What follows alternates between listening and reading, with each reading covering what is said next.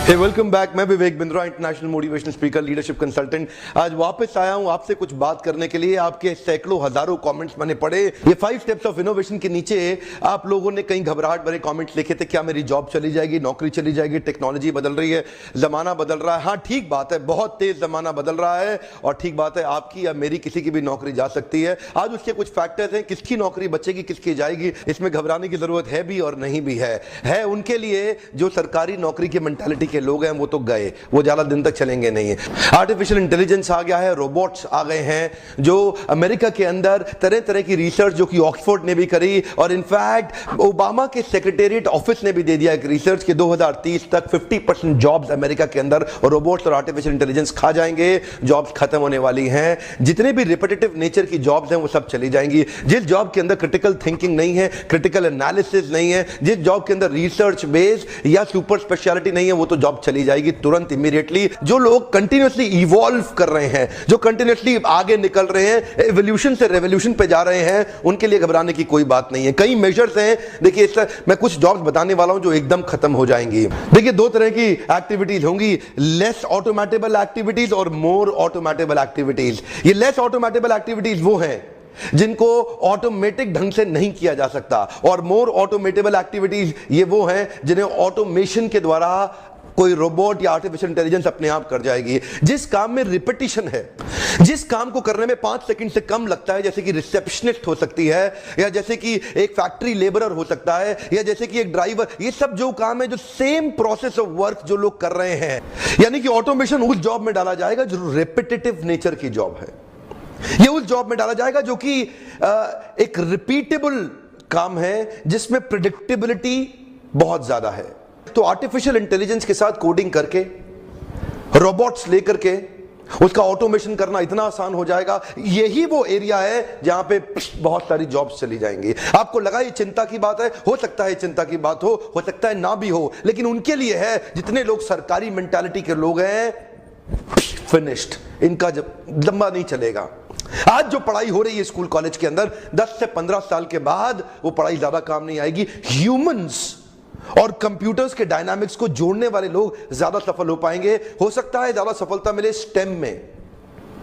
आज आप जितनी अमेरिकन बड़ी कंपनीज आप देख रहे हैं, ये सब आज स्टेम पे फोकस कर रहे हैं। सेंसिटाइजेशन हो रहा है। Federal government, American government sensitisation कर रही है स्टेम के ऊपर। स्टेम मतलब साइंस, टेक्नोलॉजी, इंजीनियरिंग और मैथमेटिक्स।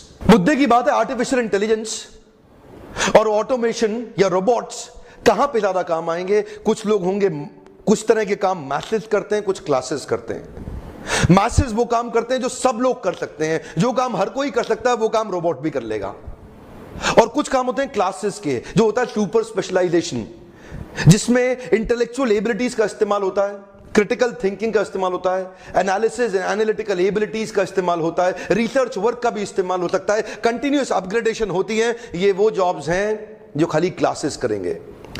अब थोड़ा अगर इंटेलिजेंस के साथ समझें, बड़ा इन्वेस्टमेंट वही किया जा सकता है जो बड़ी कॉस्ट को रिप्लेस करता हो। यहां पे बहुत बड़ी कॉस्ट है, इसको रिप्लेस किया जा सकता है। ये आम जनता है, ये स्पेशलाइज्ड जनता है जो कंटिन्यूस अपने आप को अपग्रेड कर रही है। इसको कोई भी रिप्लेस करने की कोशिश नहीं करेगा। उनको पता है ये थोड़े ही लोग हैं, इनको तो हम पैसा दे देंगे।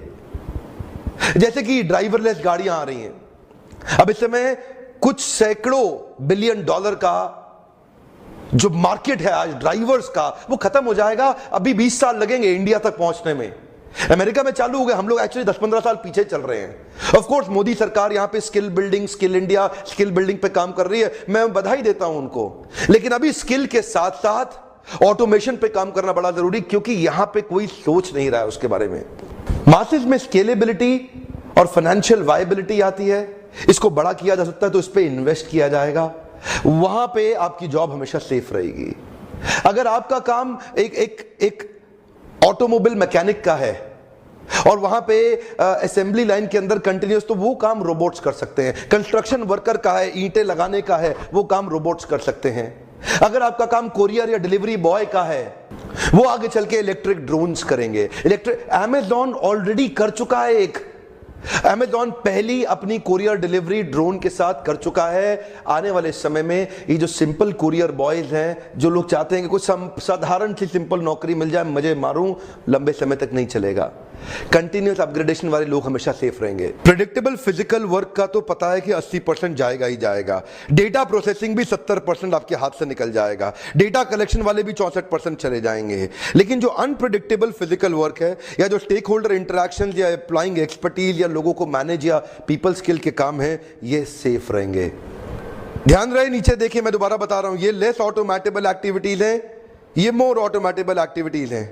अब इंडस्ट्री कोई भी हो, manufacturing, agricultural, mining, construction, finance, insurance, real estate, in IT या प्रोफेशन, यानी कि जिसमें टेक्निकल पोटेंशियल है ऑटोमेशन का, वो नौकरी गई। जिसमें टेक्निकल पोटेंशियल कम है ऑटोमेशन का, वो नौकरी सेफ है। Amazon Go ने अभी रिसेंटली कमाल किया। Amazon Go की मोबाइल एप्लीकेशन लेकर के उनके बड़े स्टोर के अंदर आप एंटर कर जाओ। अंदर इतने वैरायटी ऑफ सेंसर्स लगे हुए हैं, आप अंदर जाओ, कुछ भी सामान इकट्ठा करो, कुछ भी उठाओ, और जैसे ही आप दरवाजे से बाहर निकलोगे, it will automatically charge you from your Amazon account. कोई लाइन में लगने की जरूरत नहीं है, जाकर के आपको लेबल पे उसको पंच करने की जरूरत नहीं है, कोई स्क्रीनिंग करने की जरूरत नहीं है। आपने जितना सामान इकट्ठा किया उठा के चुपचाप निकल जाओ, चुपचाप अंदर घुसो, चुपचाप निकल जाओ। खुद ही सारे सेंसर स्क्रीनिंग करके वो बिल आपके अकाउंट से अपने आप काट देगा। इसका मतलब क्या हुआ? इसका मतलब कैशियर की नौकरी गई। इसका मतलब क्या हुआ? अकाउंटेंट, टेलर की नौकरी गई। जानते हैं, इसी प्रकार जितने रिपीटेटिव नेचर के जॉब्स हैं वो आर्टिफिशियल इंटेलिजेंस डेवलप कर लेगा। मेरे पिछले वीडियो में आपको मैं उबर, गूगल और टेस्ला की ड्राइवरलेस कार्स के बारे में पहले ही बता चुका हूं, जिससे प्रिसिजन बहुत ज्यादा आ रहा है और डिफेक्ट कितना हो जाएगा, 0 एक्सीडेंट के चांसेस हो जाएंगे, खत्म, ड्राइवर्स की नौकरी गई। इमेज को रिकॉग्नाइज करने के सॉफ्टवेयर और पैटर्न्स ऑलरेडी डेवलप किए जा चुके हैं। अब सिक्योरिटी गार्ड का काम क्या रह जाएगा? उसके बाद तो आर्टिफिशियल इंटेलिजेंस से रोबोट्स को प्रिपेयर करें और बहुत सारा पैसा बचाया जा सकता है। अब रोबोट को ना मंथली सैलरी नहीं देनी है, उसकी खाली कुछ मेंटेनेंस होनी है, तो उसकी मेंटेनेंस जैसी कुछ नई जॉब्स आ जाएंगी। तो इसका मतलब क्या? जॉब्स खत्म नहीं होंगी पूरी तरह से, कुछ नई जॉब्स आ जाएंगी, उनको अपग्रेड करने की आ जाएंगी, उनको टेक्निकली मैनेज करने की कुछ जॉब्स आ जाएंगी। लेकिन ये जॉब्स कम होंगी, ये उन्हीं लोग की हैं जो कंटिन्यूअसली अपने आप को अपग्रेड कर रहे हैं। अकाउंटेंट की, एक टेलर की, या डेटा एनालिसिस की। आर्टिफिशियल इंटेलिजेंस में ब्लैक बॉक्स के अंदर परम्यूटेशन कॉम्बिनेशंस को जोड़ के उसके अंदर आप बहुत बड़ा millions and billions of data डाल दो, वो फट फट फट उसको एनालाइज करेगा, प्रेडिक्ट करके डिसीजंस लेने की क्षमता होगी। तो अकाउंटेंट की, टेलर की, इन सब की जॉब्स जाएगी। एक रूटीन सर्जन, एक ऐसा डॉक्टर जो अपने आप को इंप्रूव नहीं कर रहा, उसके लिए ऑलरेडी सर्जरीज के लिए हम रोबोट्स का अरेंजमेंट और यूजेज बहुत समय से चल ही रहा है। ज्यादा दूर मत जाइए, 7.5 लाख रोबोटिक सर्जरीज ऑलरेडी हो चुकी है। आज 2017 में बता रहा हूं आपको। टोटल 702 तरह की जॉब्स हैं, पर उनका नेचर एक जैसा ही है। अगर वो परम्यूटेशंस को नहीं कैलकुलेट कर पाते हैं, वो डिविएशंस नहीं निकाल पाते हैं, वो आर्टिकुलेशंस नहीं कर पाते, क्रिटिकल थिंकिंग नहीं है, जरूरत है वेरिएशन की, ऑल्टरेशन की, इनोवेशन की, मॉड्यूलेशन की या कंप्लीट ट्रांसम्यूटेशन की। कॉग्निटिव इंटेलिजेंस के साथ बचेगा व्यक्ति, रिसर्च, क्रिटिकल थिंकिंग के साथ बचेगा। पहले मैंने सोचा था ये खाली बज़ वर्ड है, आर्टिफिशियल इंटेलिजेंस आएगा चला जाएगा, लेकिन ऐसा नहीं है, बड़ी प्रोफाउंड साइंस है ये। ध्यान से देखिए, फायदे नुकसान दोनों है। एक एरर फ्री सोसाइटी का सपना बनाया गया है। स्पीड ऑफ एग्जीक्यूशन बहुत तेज होगी, डिसीजंस बहुत तेज होंगे, ताकि लाइफ को आसान किया जाए और बड़े प्रोजेक्ट को कम समय में अचीव किया जाए।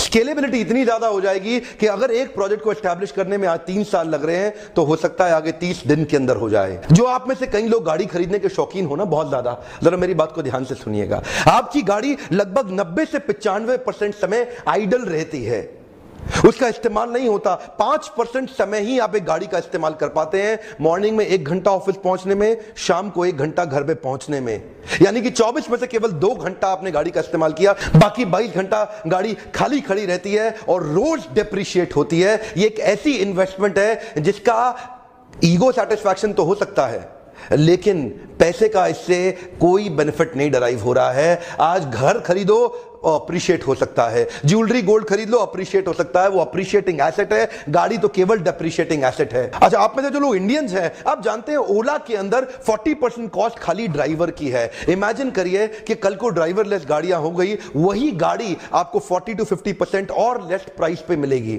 इमेजिन करिए अगर ड्राइवरलेस गाड़ियां हो गई, तो वही गाड़ी जिसकी आज ओला की कॉस्ट 40 to 50% ड्राइवर की है, वो 40% कॉस्ट, 50% कॉस्ट का बेनिफिट सीधा आपको जाता है। होगा क्या? आप में से कई लोग आने वाले 10 साल के बाद गाड़ी कभी नहीं खरीदेंगे। आपको लगता है आपको कन्वीनियंस है? नहीं, उस समय कन्वीनियंस इतनी ज्यादा होगी कि रात को 2 बजे भी आपको गाड़ी खट से मिलेगी। आपके इमोशंस और आपकी किसी और की नींद पे आपको निर्भर कभी नहीं होना पड़ेगा। कन्वीनियंस ऐसी है कि इतना बड़ा पैसा आपका ब्लॉक होने से बच जाएगा, जिसको आप अप्रिशिएटिंग एसेट में इन्वेस्ट करके उसका बड़ा रिटर्न लेंगे। यहां ये पैसा रोज आपके पीएनएल अकाउंट के अंदर लॉस में कंट्रीब्यूट कर रहा है, गाड़ी डिप्रिशिएट कर करके। यूएस गवर्नमेंट, फेडरल गवर्नमेंट आज सेंसिटाइजेशन के लिए पब्लिक प्रोग्राम्स कर रही है, इवेंट्स कर रही है, वर्कशॉप्स कर रही है, सेमिनार्स कर रही है, ताकि अमेरिकन को समझ में आए कि वो उसकी तैयारी कैसे करें, क्योंकि इसका सबसे पहला इंपैक्ट यूएस में आएगा। इंडिया में आने में अभी थोड़ा समय बाकी है। वहां पे आज टीवी शोज, लाइव शोज हो रहे हैं, लोगों को डिस्कशन के लिए संडेज को इनवाइट किया जा रहा है ताकि उनको तैयार कर सके। ह्यूमैनिटीज, आर्ट्स, कॉमर्स के स्टूडेंट्स भी अपनी सुपर स्पेशलाइजेशन को ढूंढे, अपनी यूनिक सिग्नेचर स्ट्रेंथ को आइडेंटिफाई करें, जिसको कल्टीवेट करें। और साथ साथ आज आईटी फॉर नॉन आईटी के कई सेमिनार्स, प्रोग्राम्स हो रहे हैं। आईटी फॉर नॉन आईटी के प्रोग्राम्स, यानी कि नॉन आईटी का मतलब जिस बच्चे ने कभी आईटी नहीं पढ़ी है, उनके लिए भी बेसिक आईटी कोर्सेज हो रहे हैं, जिसको समझने से आप अपने आप को इक्विप कर सकेंगे, तैयार कर सकेंगे। अच्छा, मैनेजमेंट ग्रेजुएट को बहुत बधाई हो, आपकी नौकरी आसानी से खतरे में कभी नहीं आएगी, क्योंकि आप बड़ी टीम को मैनेज कर रहे हैं, टीम को डेवलप कर रहे हैं, कल्टीवेट कर रहे हैं। एक डिपार्टमेंट और डिवीजन को अगर आप मैनेजरियली लीड कर सकते हैं और आपके अंदर अगर लीडरशिप स्किल्स हैं, तो आपकी नौकरी कभी खतरे में नहीं आएगी। वैसे देखा जाए तो मल्टी लेवल मार्केटिंग एक सोचा समझा, सैद्धांतिक, फिलोसॉफिकल, साइंटिफिक प्रोसेस है एक प्रोडक्ट, गुड्स एंड सर्विसेज को मार्केट करने का। मल्टी लेवल मार्केटिंग एक अपने आप में बहुत अच्छी इंडस्ट्री है। जिस प्रकार चैनल डिस्ट्रीब्यूशन एक प्रोसेस होता है, ऐसे ही मल्टी लेवल मार्केटिंग भी, नेटवर्क डिस्ट्रीब्यूशन भी एक प्रोसेस है। इसमें डिस्ट्रीब्यूटर इंडिविजुअल्स होते हैं जो सीधा मैन्युफैक्चरर से जुड़ते हैं और कंज्यूमर को माल पहुंचाते हैं। अब तो हमारे देश की सरकार ने भी इसको मान्यता दी है और हमारी देश की सरकार भी इसके लिए रेगुलेशंस लेके आई है। आपको ध्यान देना है कंपनी ज्वाइन करने से पहले कि वो कंपनी ठीक है कि नहीं है। क्या फर्क पड़ता है? गलत लोग तो हर इंडस्ट्री में मिलेंगे, आपको इस इंडस्ट्री में भी मिलेंगे। इंडस्ट्री से अपना विश्वास मत उठाइए। यहां पे गलत लोग और गलत कंपनी को बहुत सटीक रूप से ध्यान से पहचानने का प्रयास करिए, वरना इस इंडस्ट्री के तो कई फायदे हैं जो मैं आपको भी शेयर करना चाहता हूं। पहला फायदा, इस इंडस्ट्री में आप अपनी तनख्वाह का चेक खुद ही लिखते हैं। अगर आप मेहनती हैं तो आपका रोजगार सुरक्षित है। बहुत ही छोटी इन्वेस्टमेंट के साथ बड़ा रिटर्न आप प्राप्त कर सकते हैं। एंटरप्रेन्योरियल मेंटालिटी के लिए फ्रीडम ऑफ टाइम एक बड़ी ताकत होती है। आप सीमित नहीं है एक गांव, शहर या राज्य तक, कहीं भी ट्रैवल करके ओपन मार्केट में किधर भी आप धंधा बिल्ड कर सकते हैं। यही एक इंडस्ट्री है जहां पे आप इतने मित्र, इतने रिलेशन, नए परिवार, नए संबंधों में जुड़ सकते हैं और आपको सम्मान तो इतना मिलेगा जो बड़े बड़े नेता या अभिनेता को भी नहीं मिलेगा। एक बार मेहनत कर ली, कमाई होती जाएगी। इतनी रिकरिंग रेवेन्यू मॉडल होगी कि भगवान ना करे आपको कुछ हो जाए, पर आपकी आय सुरक्षित रहेगी, अपने आप पैसा आता रहेगा। और तो और इस बिजनेस के अंदर आपकी एज, रिलीजन, सेक्स, कास्ट और एजुकेशन, इसका बहुत ज्यादा महत्व नहीं रह जाता। इन पांचों की आपको चिंता करने की